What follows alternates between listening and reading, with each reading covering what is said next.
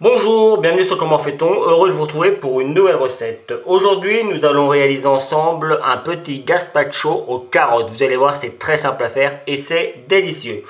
Dans un premier temps, on doit faire le bouillon. Alors, un bouillon de légumes, moi je m'embête pas.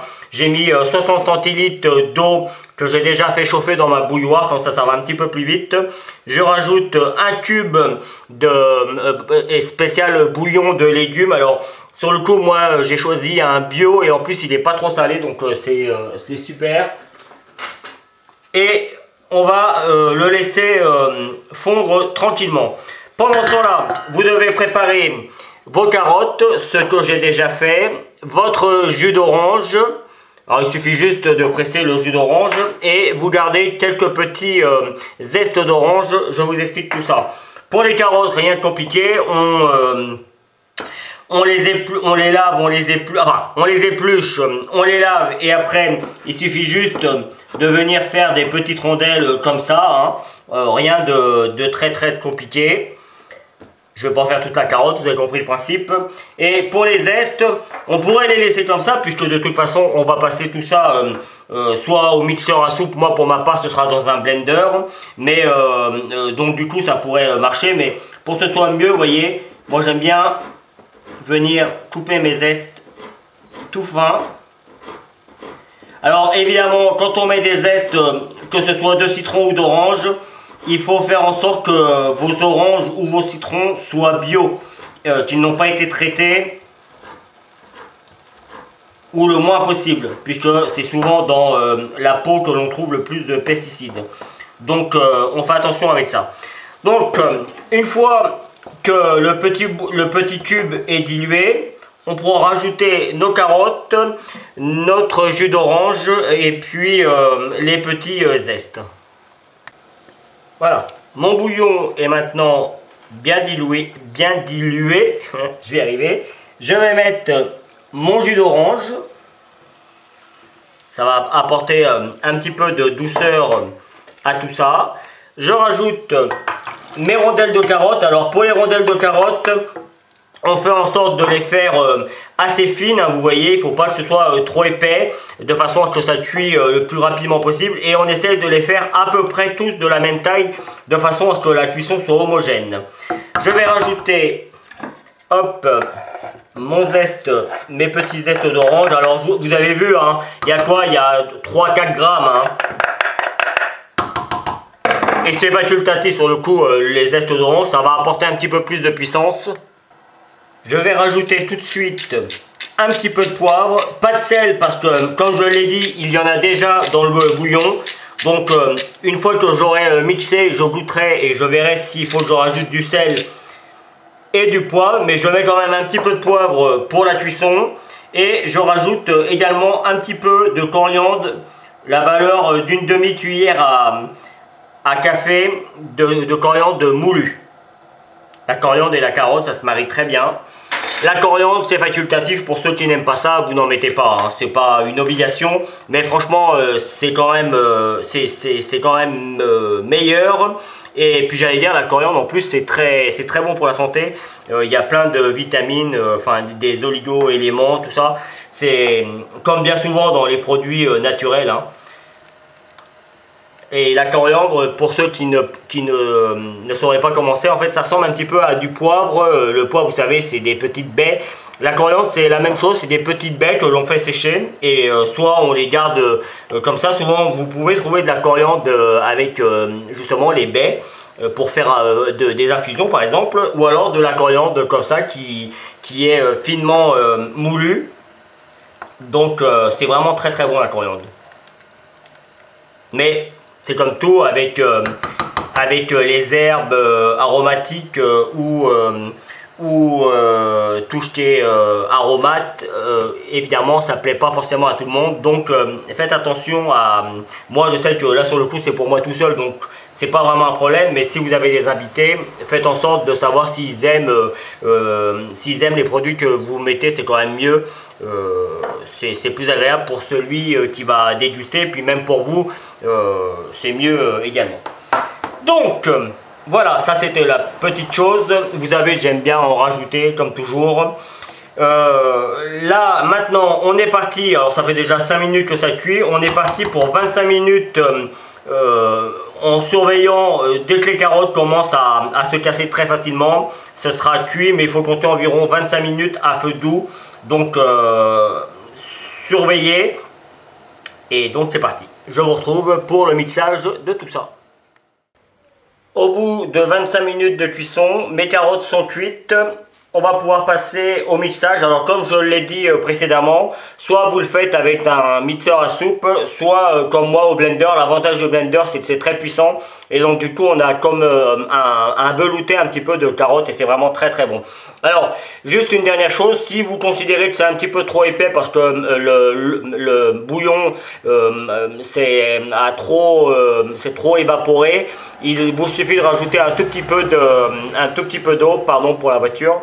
Il vous suffit de rajouter un tout petit peu d'eau et puis de mettre la consistance que vous le souhaitez. Mais sur le coup, là, le gazpacho, il doit être quand même assez épais. Bon, c'est parti pour le mixage. Hop, vous voyez, on y va au début tranquillement. Et puis c'est parti.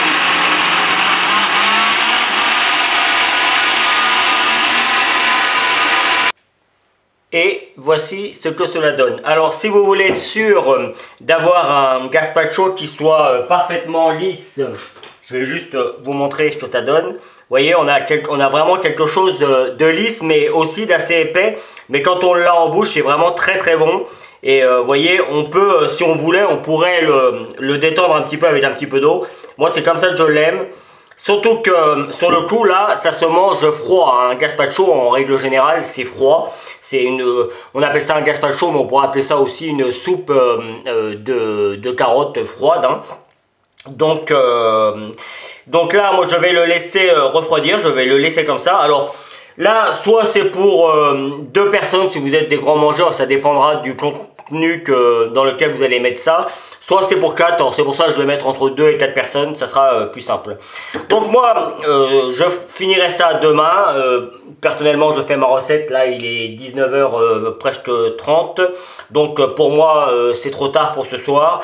Je vais attendre que ça refroidisse, je vais mettre tout ça au frigo et comme ça je pourrai finir ça demain, ce sera bien froid et ce sera délicieux. Donc je vous conseille moi de le faire soit le matin pour le soir, soit comme moi le soir pour le lendemain et ça marchera super. Évidemment une fois que c'est bien chaud, on filme et on met tout ça au frigo.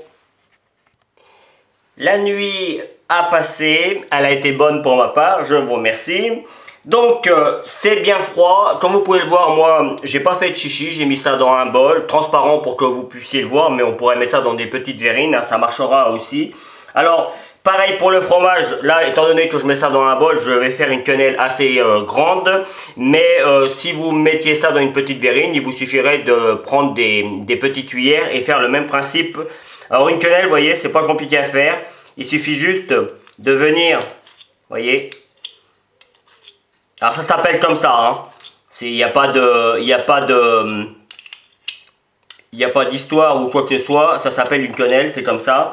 Et on vient déposer ça tranquillement sur notre petite préparation. Alors on peut en mettre plus ou moins, hein, suivant ce que l'on a envie.